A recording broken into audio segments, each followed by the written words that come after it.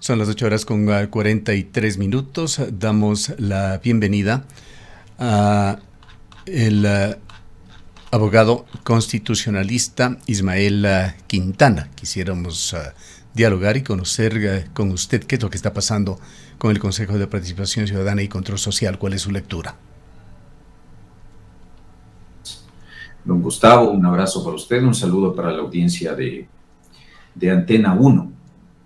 Bueno, lo que está pasando con el Consejo de Participación Ciudadana es finalmente lo que ha ocurrido con en otras ocasiones con otras integraciones de este mismo organismo. Es decir, lo que hoy ocurre es una muestra más de que este órgano es un mal experimento de la Constitución de 2008 y que no importa quién esté integrando esta institución, si son correístas, como en este caso los señores de la famosa Liga Azul, o si también está liderado por gente afín al anticorreísmo, lo que pasó con el Consejo de Participación Ciudadana presidido por Hernán Ulloa, por ejemplo. Entonces, ¿qué está pasando ahora? Una muestra más de que es un órgano ajeno a la institucionalidad, es un órgano contra democracia, ¿cierto? Entonces, naturalmente, ahora en el caso específico de estos 4 consejeros, Verduga, Bonifaz, Franco Lor y Saltos, ha pasado lo que ya pasó en 2 ocasiones anteriores. Es decir, que usted tiene una sentencia de la Corte Constitucional,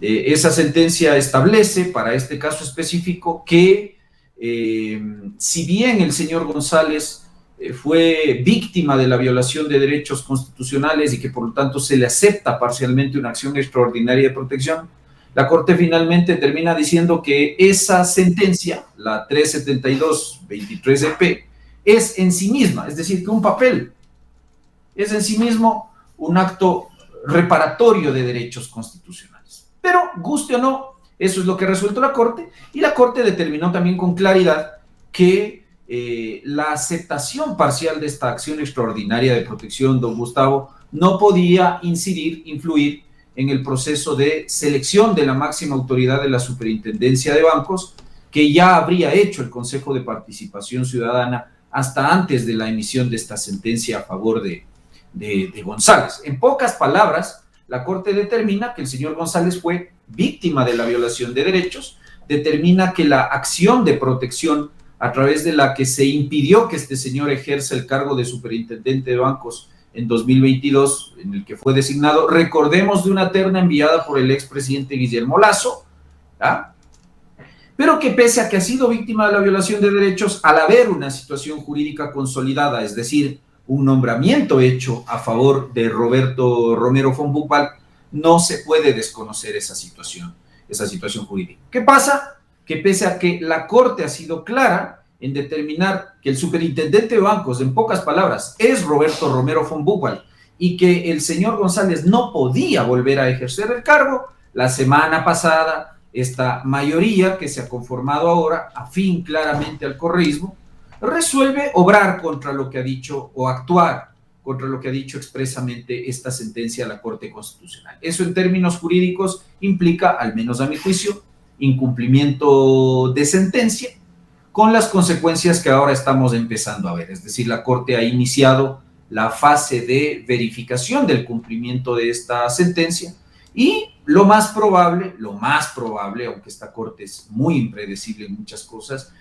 pero hay una muy alta probabilidad de que la Corte obre, como ya ha obrado, como le decía, en 2 ocasiones anteriores, cuando destituyó a todo el Pleno del Consejo de Participación Ciudadana, que en su momento estuvo presidido por Hernán Ulloa, por no haber hecho el nombramiento del presidente del Consejo de la Judicatura en los términos que la Corte le ordenó en una sentencia, la destitución que operó también contra Allenbert Vera, por haber intentado incumplir el dictamen interpretativo que prohibía revisar los nombramientos hechos por el Consejo Transitorio, y ahora sería un tercer caso en el cual 4 miembros de este organismo se exponen a una eventual, muy probable destitución por parte de la Corte Constitucional, no solo por haber intentado, sino por haber frontalmente resuelto una situación contraria a lo que la Corte determinó, es decir, por haber hecho algo que la Corte prohibía hacer, de tal manera que eso es lo que está pasando ahora en el CPCCS. intención de arreglar este problema que hizo reculando el Consejo de Participación Ciudadana y Control Social no les salva de las consecuencias. No, a mi juicio no, y por eso yo creo que hay que comparar este caso con el caso de Allen Berbera.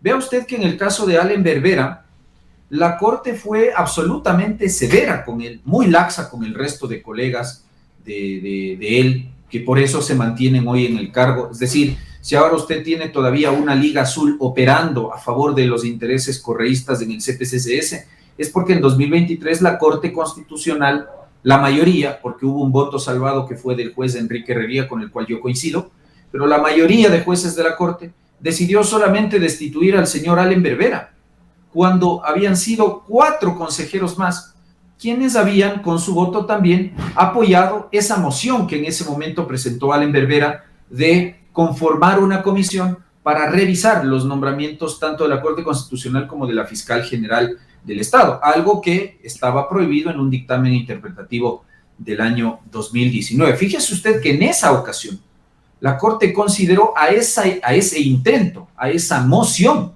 como incumplimiento del dictamen, y fue muy drástica con Allen Berbera, exclusivamente con él. Insisto, ahí ya me parece que comete el error de no haber destituido también al resto de consejeros, que fue la observación que hizo en su voto salvado el juez Enrique Herrería. Entonces, esa equivocación de la Corte hoy, de algún modo, nos está pasando factura porque vuelve a operar esta misma mayoría claramente vinculada al correísmo para otra vez desoír, desacatar, incumplir una sentencia de la Corte Constitucional. Entonces yo esperaría que en esta ocasión la Corte obre incluso con mucha más firmeza que la que obró en el caso Hernán Ulloa y en el caso Allen Berbera. Por esa razón, este mal intento de echar abajo todo lo resuelto la semana pasada con la sesión de hace un par de días, donde además Franco Loor se inventa a don Gustavo esta figura que no existe al menos en el Código Orgánico Administrativo de la ineficacia jurídica de los actos administrativos, no borra nada. Es decir, incluso, aunque hubiesen declarado como correspondía una nulidad en sede administrativa por tener un vicio insubsanable, o aunque hubiesen reconsiderado, como mocionó la consejera Bonifaz, la decisión, eso no obsta, no le impide a la Corte entrar a analizar la conducta. Es más, el hecho de que hayan sesionado el día lunes, me parece, y que hayan resuelto, en todo caso, echar abajo la decisión adoptada la semana pasada de reconocer a González como superintendente hasta 2027 y de dejar o aplazar la posesión de Romero von Buchwald a 2027 hasta 2032, y que eso haya sido echado abajo en una sesión del día lunes, lo único que hace es demostrar que efectivamente hubo una mayoría que operó en el Consejo de Participación Ciudadana para incumplir una sentencia constitucional. Así que este organismo, lo cierto es que está nuevamente en el ojo de la tormenta, y esta tormenta tiene vientos adicionales. Está allí de por medio ese tema postergado por casi un año que lo conoce el Tribunal Contencioso Electoral contra los consejeros denominados de la Liga Azul, Augusto Verduga, Yadira Saltos, Eduardo Franco Loor, Bielka Párraga. Ellos fueron acusados, denunciados por realizar campaña electoral con el movimiento Revolución Ciudadana. El Tribunal Contencioso Electoral ha rechazado recusaciones presentadas por algunos de los denunciados y ahora se encuentra en la segunda y definitiva instancia para resolver el caso. ¿Cómo marcha esta otra rama de problemas para el organismo y para la Liga Azul concretamente? Bueno, ese es otro tema que se está ventilando en otra sede, que es el Tribunal Contencioso Electoral. Y en ese caso obedece a una denuncia que han presentado unos ciudadanos en contra de estos miembros de la Liga Azul, no por el incumplimiento de una sentencia constitucional, sino simple y llanamente porque en las narices del Consejo Nacional Electoral, estos en ese momento candidatos al Consejo de Participación Ciudadana fueron abiertamente promovidos por una organización política que es la Revolución Ciudadana. Si usted veía las redes sociales, desde Rafael Correa hasta el más desconocido correísta, todos auparon e hicieron campaña promoviendo la candidatura de 3 hombres, 3 mujeres y un candidato para la dignidad de los pueblos y de las nacionalidades. De hecho, el nombre Liga Azul salió del propio correísmo, no es que alguien les puso ese apodo, es que Correa los bautizó como la Liga Azul y aupaba a sus seguidores, a su electorado, a votar en ese momento por esos candidatos, ¿cierto? El problema es que desde la reforma constitucional de 2018, cuando nosotros modificamos el sistema de integración de este CPCCS, poniendo o instaurando el mecanismo de elección popular, se enmendó la Constitución y se reformó la Ley Orgánica del Consejo de Participación Ciudadana, estableciendo una prohibición clara de que las candidaturas a esa institución provengan de algún modo del auspicio, del cobijo, de la militancia de organizaciones políticas. Eso está prohibido por la Constitución y por la ley. Y es la misma ley la que establece que hacerlo implica el cometimiento de una infracción electoral muy grave que además se sanciona con la destitución del cargo. Entonces, en ese contexto, estos 7 en ese momento candidatos, muchos de ellos llegaron al cargo, inicialmente Allen Berbera, que ya no está formando parte de la institución, pero ahora usted tiene al menos 3 miembros de esa famosa Liga Azul que están en funciones y hay una cuarta que es consejera alterna. Entonces, se presenta la denuncia, han sido sentenciados en primera instancia ya, se los ha sancionado por el cometimiento de la infracción electoral, es decir, hay una destitución ordenada en su contra, pero lamentablemente es apenas una sentencia de primera instancia. Ellos, como ocurre naturalmente en estos casos, han interpuesto el recurso de apelación y nuestra legislación en materia contencioso electoral establece que la interposición del recurso de apelación en estos casos tiene un efecto suspensivo. Por esa razón es que esa destitución no ha operado mientras no se resuelva en definitiva instancia ante el Pleno del Tribunal ese recurso de apelación. Ahora, claro, mucha gente ha dicho, sí, el Tribunal Contencioso se ha demorado. Y en gran medida, sí, el Tribunal Contencioso Electoral es un órgano que, como muchos, en época electoral, calcula sus pasos de acuerdo a cómo van las encuestas también, ¿no es cierto? Entonces, yo no sé qué encuestas estarán leyendo ahora los miembros del Tribunal Contencioso Electoral que, digamos, se han gaveteado de algún modo el caso, pero a eso hay que sumarle también el hecho de que los denunciados, señores de la Liga Azul, se han dedicado también maliciosamente a presentar incidentes de recusación contra los jueces e incluso contra los jueces alternos o con jueces del Tribunal Contencioso Electoral. Me parece que hace un par de días el tribunal ha sesionado y se desestimó el último petitorio de recusación que se había presentado contra una jueza alterna. Entonces, habiéndose ya desestimado esa recusación, el juez que está llevando el caso en calidad de ponente, que me parece que es Ortega, ya tiene que reanudar los plazos para sustanciar ese recurso de apelación. Así que ahora ya, librados de los incidentes de recusación, el Tribunal Contencioso Electoral no tiene ningún pretexto para resolver esos recursos. Mi opinión es que ¿Hay un tiempo previsible para que lo haga, o cree usted que, como lo ha insinuado ya, seguirá jugando con el tiempo de acuerdo con los vientos políticos? No, son 6 días según el Código de la Democracia para resolver esta clase de recursos de apelación. Entonces, no debiese demorar mucho el tema, ¿no? Además, es un asunto que a mí me parece que no resiste mayor análisis jurídico ni requiere mayor actividad probatoria. Es decir, ahí están las publicaciones en redes sociales de toda la Revolución Ciudadana, pero de sus máximos líderes, empezando por Correa, promoviendo abiertamente las candidaturas de estos consejeros. De hecho, en redes sociales han circulado varios videos donde, por ejemplo, la hoy vicepresidente del organismo posa en videos junto a Correa, hablando de cuestiones de política y haciendo campaña y toda la cuestión. Entonces, vamos a ser francos, yo creo que en esto el Tribunal Contencioso Electoral jurídicamente debiera revocar la sentencia, confirmar la sentencia de primera instancia, que ya ordenó la destitución, desechar, por supuesto, los recursos de apelación que se han presentado y ejecutar esas destituciones. Ahora, como le decía, estamos en época electoral y sin lugar a duda estos órganos, Tribunal Contencioso Electoral, Corte Constitucional, de algún modo también, no es lo adecuado, pero de algún modo van también calculando los pasos que dan. Por eso, por ejemplo, usted en el caso del Tribunal Contencioso ve que este tema parece que no es un asunto de prioridad, y por el lado de la Corte Constitucional parece que tampoco es prioritario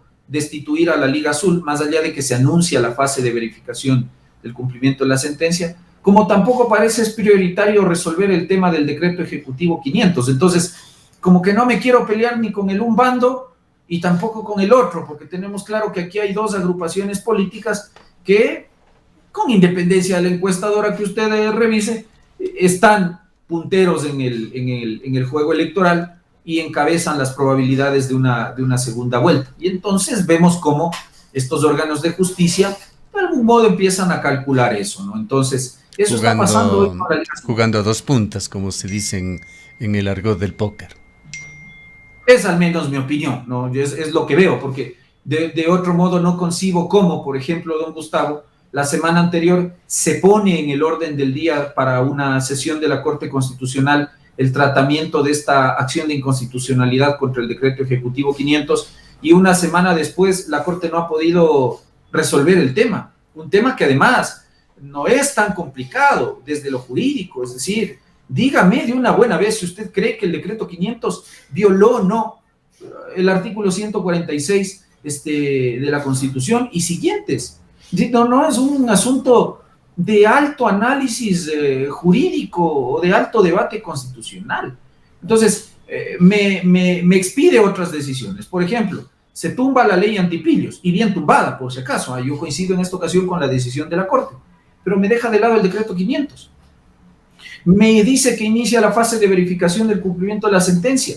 Le pide al Consejo de Participación Ciudadana información hasta el día lunes, y hoy estamos miércoles y no se toma una decisión respecto de un tema que fue público y notorio. Entonces, sí, yo creo que muy a mi pesar, porque no quisiera decir esto, sí, yo creo que estos órganos, Tribunal Contencioso Electoral y Corte Constitucional, están cuidando claramente los pasos que dan, las decisiones que toman, dependiendo de cómo se va comportando semana a semana, día a día, el tablero electoral. Ahora, doctor Quintana, bueno, dicho sea de paso, para quienes se suman a la sintonía, hay encuestas que van sumando, incrementando la posibilidad de un triunfo en primera vuelta. Seguramente estarán leyendo también esto los integrantes de las dos cortes, o de la Corte y del Tribunal, pero vayamos con la pregunta final, doctor Quintana. Si ya sea por acción del Tribunal Contencioso Electoral o de la Corte Constitucional llega a descalificarse a los consejeros de la Liga Azul, ¿qué pasaría con el Consejo de Participación Ciudadana y Control Social? Hay suplentes, por supuesto, que asumimos subiría, pero ¿qué es lo que vendría después? A ver, yo francamente desconozco quiénes son los consejeros alternos. Si el Consejo si la Corte o el Tribunal Contencioso Electoral o los dos órganos al final, por distintas razones, por supuesto, terminan disponiendo la destitución de los miembros de la Liga Azul, que sería en el caso del Tribunal Contencioso Electoral, usted o el correísmo en realidad perdería ahí a fichas como Fran Color, Verduga y la señora Saltos, es decir, dos consejeros hombres, una consejera mujer. Y me parece que está metida también una consejera de apellido Parra, que quedó como suplente. Ella también sería destituida del cargo. Entonces tendrían en ese caso que asumir en su lugar, en el orden de votación que hubo en la elección de 2023, me parece que fue, sí, 2023, dos hombres y una mujer en calidad de titulares y una mujer adicionalmente en calidad de suplente. La situación de Bonifaz no se está debatiendo en el contencioso electoral, sino en la Corte Constitucional. En el caso de Bonifaz, igual, digamos, tendría que asumir una consejera mujer en el orden de votación que se haya logrado. Entonces, como le digo, desconozco quiénes son los consejeros que deberían hipotéticamente asumir esos cargos, no sé quiénes son. No sé si son afines al correísmo, si son afines al novoísmo, si son afines al Partido Social Cristiano, eso ya lo iremos viendo. Pero ¿qué es lo que, digamos, cuál es la misión que enfrenta el Consejo de Participación Ciudadana con esta integración? La que venga en el hipotético caso de que se produzcan las destituciones, bueno, nombrar el Consejo de la Judicatura de una buena vez, que a propósito está desde el día de hoy en prórroga de funciones, gracias primero que el presidente Noboa no ha enviado su terna, impidiendo con eso que el Consejo haga el nombramiento. Segundo lugar, porque el Consejo se ha demorado en el requerimiento de las ternas. Entonces, Consejo de Participación, el Consejo de la Judicatura será un reto. El reto más importante, sin duda alguna, es el nombramiento del próximo fiscal general del Estado, que no veo que haya el más mínimo interés en avanzar con ese concurso, ¿no? Y esto sí depende de alguien cuya permanencia no está en discusión, que es el señor Fantoni. Yo no sé qué quiere el señor Fantoni, llegar a abril y que también la fiscal se subrogue, digamos, se me fue la palabra, se aplace en el cargo, se mantenga en el cargo en prórroga de funciones, que es la palabra correcta. Entonces, esos son los retos. Entonces, esperemos que si se producen las destituciones, venga gente que esté dispuesta a hacer en ese consejo lo único que la Constitución le manda a hacer y que lo haga bien, que es hacer los nombramientos de estos órganos y de hacerlo rápido. ¿Cuándo vamos a nombrar defensor del pueblo, que es otro que está en cargo de funciones desde hace rato? ¿Cuándo vamos a nombrar consejo electoral, que ya debía irse a la casa desde el año anterior? ¿Cuándo vamos a nombrar tribunal contencioso electoral, que también debía haberse ido a la casa desde el año anterior? Entonces, más allá de los nombres, más allá de que sean Fantoni, Bonifaz, Verde Soto, Saltos, Verduga o quien sea que integre el órgano, lo que importa es que esta gente, en lugar de andar haciendo o de andar tomando decisiones para satisfacer agendas políticas de los políticos, lo que tienen que hacer es sentarse a hacer los nombramientos y hacerlos bien, pero ni eso se ha podido. Entonces, por esa razón es que muchos coincidimos en que tarde o temprano algún presidente con algo de valor tendrá que proponerle al país la desaparición de este órgano, ¿no? Bien, para finalizar, doctor Quintana, no puedo dejar de preguntarle a usted como constitucionalista cómo ve esa decisión que se ha tomado ya por parte del Consejo de la Judicatura con respecto al tema de los jueces especializados, jueces constitucionales, ese cicatero nombramiento que se espera hacer: 6 jueces en Pichincha, 3 en Guayas, 3 en Azuay, 5 en Guayas, 1 en no todas las provincias ecuatorianas y por supuesto en algunas provincias sin estos jueces especializados, cumpliendo con esto supuestamente el mandato popular de la última consulta. Muchos constitucionalistas, abogados, han puesto el grito en el cielo, señalando que con esto se va no solamente a generar un embudo, un cuello de botella, sino se va a taponar los procesos relacionados con derechos constitucionales en el Ecuador. Y yo coincido con los colegas que han salido a cuestionar esta designación tan, ¿cómo le digo?, tan burda, hecha al apuro por parte de este Consejo de la Judicatura. Pero es que ese es el problema de este país, Gustavo.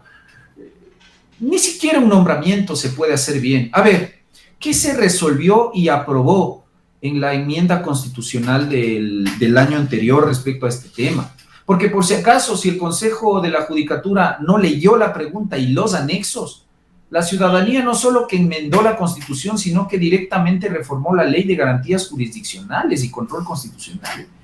Y el mandato popular fue claro: no solamente es el hecho formal de que usted me cree judicaturas especializadas en materia constitucional para primera y segunda instancia, sino que la reforma legal, que fue producto de la enmienda constitucional aprobada en urnas, determina claramente cómo deben producirse o cómo deben hacerse la designación de estos jueces, de esta judicatura. Específicamente el artículo 7 reformado de la Ley de Garantías Jurisdiccionales establece claramente que debe haber jueces constitucionales en todos los cantones del país, porque resulta que nada más y nada menos la Constitución, no una resolución del Consejo de la Judicatura, es la Constitución la que determina cómo ejercen la competencia los jueces que conocen acciones de protección, habeas data, habeas corpus, acceso a la información pública y medidas cautelares. Y es uno, el juez del lugar donde el acto o la omisión se han producido o donde estos surten efectos. Entonces, Si usted me pone un juez constitucional de acá de Quito para que resuelva temas que se han producido en Ambato o Riobamba, estoy violando la regla constitucional y legal de competencia territorial en este tema. Es decir, ni siquiera se abrió la ley, ni siquiera se ha revisado la jurisprudencia de la Corte Constitucional para efectos de emitir estas resoluciones a través de las cuales usted lo que está haciendo, señor Godoy y compañía, que parece que nunca han pisado una sala de audiencias para patrocinar una acción constitucional, usted lo que está haciendo es convirtiendo a las judicaturas constitucionales en tribunales contenciosos administrativos, porque así pasa ahora. Usted en el Ecuador tiene 4 o 5 tribunales contenciosos administrativos divididos en distritos. Entonces, el Tribunal de Quito consolida temas de Tungurahua, de Chimborazo, de Bolívar, de otras provincias. Entonces, ¿qué va a tocar ahora? Ir a litigar en Quito asuntos que son propios de Bolívar, de Chimborazo, de Tungurahua, de Cañar, de cualquier otro lado. Eso es un despropósito, es una decisión, insisto, no solo hecha o tomada al apuro, sino que además es violatoria del mandato popular, que le insisto, don Gustavo, reformó la ley. Así que yo por eso espero que esta decisión sea echada abajo. Y luego reclamamos por la seguridad jurídica. Espero que el nuevo Consejo de la Judicatura que tendrá que venir, ojalá en los próximos meses, eche abajo esta situación y realmente haga la designación como mandó la gente en la consulta popular y como establece la disposición transitoria reformatoria a la Ley de Garantías Jurisdiccionales. El tiempo se nos ha agotado. Queremos agradecerle por sus valiosos criterios, doctor Quintana. Un abrazo, don Gustavo. Buenos días. Declaraciones de Ismael Quintana. Él es abogado, experto en derecho constitucional, es también académico.